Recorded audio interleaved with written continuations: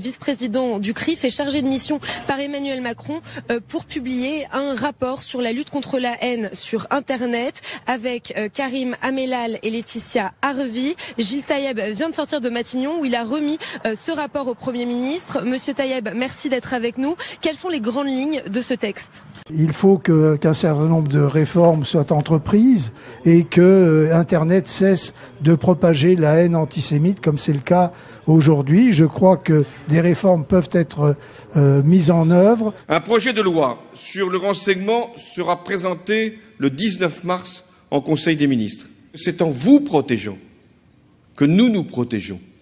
Mais les grandes lignes du texte qu'il a été défini par le président de la République et par le Premier ministre, c'est comment trouver le moyen de faire que Internet, qui est un endroit sans loi ni droit, devienne un lieu où on ne peut pas diffuser sans responsabilisation de l'internaute ou des plateformes la haine, l'antisémitisme et toutes les formes de racisme.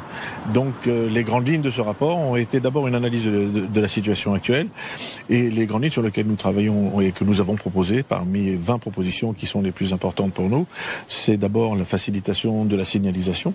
Il faut savoir qu'aujourd'hui, tous les internautes qui se trouvent confrontés à des pages racistes ou antisémites ont une incompréhension totale sur le signalement, la manière de signaler les choses.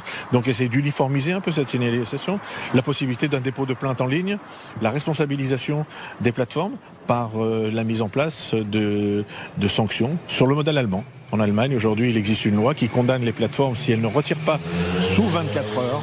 Et c'est un élément que nous avons repris. Nous demandons à ce que les écrits ou tout ce qui est mis sur Internet puisse disparaître sous 24 heures, sous des peines de sanctions pouvant aller jusqu'à 100 fois ce qui était évoqué par l'LEM, c'est-à-dire près de 37,5 millions d'euros de pénalisation pour les plateformes. Donc des amendes fortes. Une possibilité aussi par rapport aux internautes eux-mêmes responsables, de les responsabiliser aussi. Et nous préconisons aussi une forme d'amende qui serait établie sous une forme juridique que nous sommes en train de mettre au point. Et également, évidemment, tout ce qui est le traitement des sites Internet.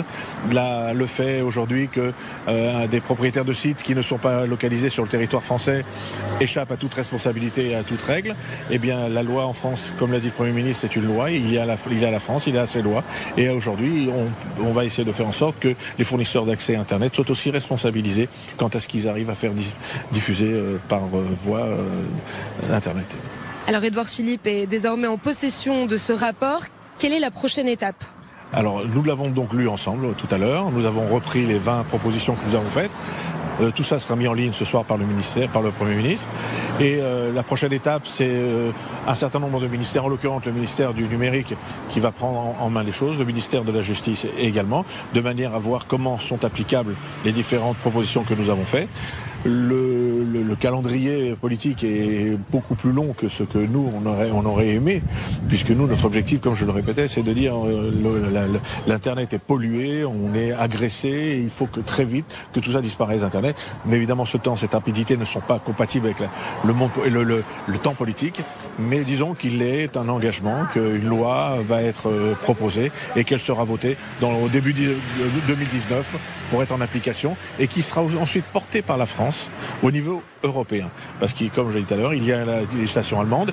Au niveau de l'Europe, ça bute un petit peu, mais je pense qu'avec un duo franco-allemand, on réussira à faire avancer les choses dans ce qui est un besoin et ce qui est aujourd'hui une œuvre de salut public, parce qu'on ne peut pas laisser continuer une diffusion de haine, une diffusion d'antisémitisme sur Internet sans que personne ne soit concerné par la possibilité de le retirer et surtout sans que personne ne prenne ses responsabilités face à ce qui circule. Merci Monsieur Taïeb. Donc on a bien compris, il faudra attendre encore quelques semaines, voire quelques mois, 2019, pour que une législation soit adoptée sur la lutte contre la haine sur Internet.